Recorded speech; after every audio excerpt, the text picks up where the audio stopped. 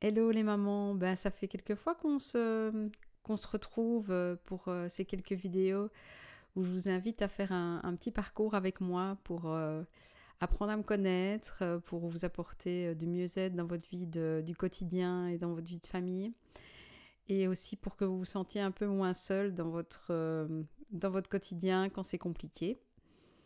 On a déjà fait des belles choses jusque maintenant. Si vous me retrouvez pour la première fois sur cette vidéo, je vous invite à visionner les autres. Comme ça, vous ferez le parcours dans le bon sens, on va dire. Euh, on a fixé, enfin, vous avez fixé l'objectif que vous voulez poursuivre durant ce parcours.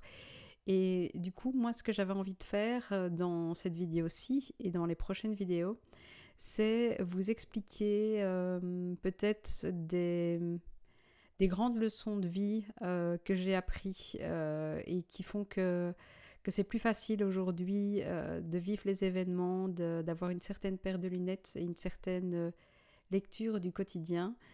Et donc, les prochaines vidéos vont être consacrées à ça, à ce qui sont pour moi des enseignements clés et qui permettent d'avancer sur son chemin.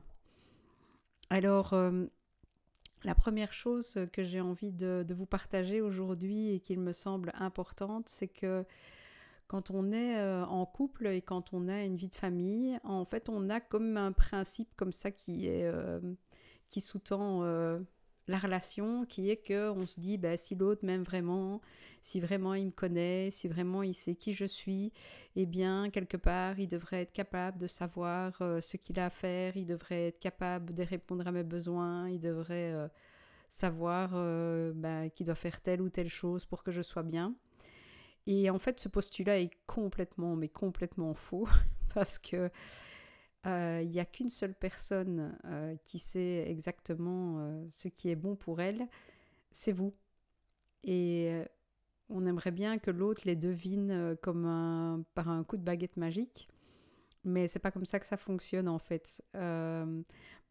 Et du coup, vous allez me dire, mais comment est-ce qu'on fait? Parce que moi, j'aimerais bien qu'il sache ce qu'il a à faire, j'aimerais bien ne pas devoir demander les choses.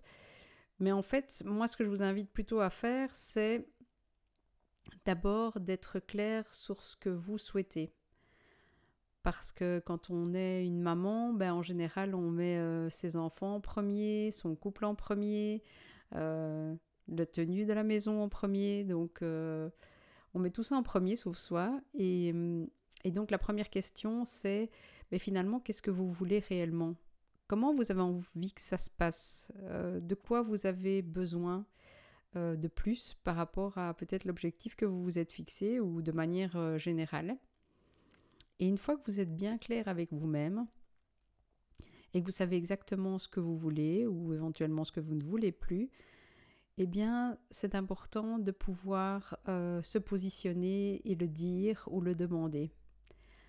Parce que ça ne va pas aller de soi que l'autre va savoir exactement ce qu'il y a à faire ou ce qui vous ferait du bien. Et donc, ça vous demande de vous positionner, ça vous demande de formuler une demande claire, précise par rapport à ce que vous souhaitez. Le mieux, évidemment, c'est faire ce genre de demande en étant au calme et en étant serein, parce que, je vais dire, en général, si ça se passe durant une dispute, ça ne portera pas vraiment ses effets. Donc, c'est une demande qui doit être formulée de manière calme et posée. Mais c'est vraiment pouvoir justement faire une demande claire qui vous permettra d'obtenir ou d'avoir ce dont vous avez besoin. Donc voilà ce que j'avais envie de vous partager aujourd'hui. C'est partie du principe que l'autre ne sait pas.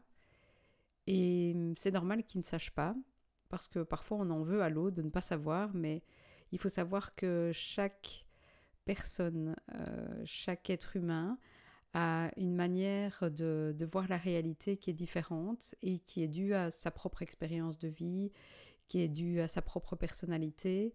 Et donc, même si on est en face d'une personne qui a beaucoup d'empathie, elle ne saura jamais exactement ce dont on a besoin, puisque nous, on est vraiment des êtres uniques. Donc voilà, un peu philosophique, n'est-ce pas? Mais bon, c'est important de le savoir, parce que ça évite justement d'en vouloir trop aussi à l'autre. Donc voilà ce que j'avais envie de partager avec vous aujourd'hui, qui est une des clés importantes, c'est ne pas partir du principe que l'autre sait ce dont on a besoin, mais formuler des demandes claires, précises, à un moment calme. On se retrouve lors de la prochaine vidéo avec un autre enseignement qui me semble super important de vous partager. À bien vite et surtout, bonne heure à vous!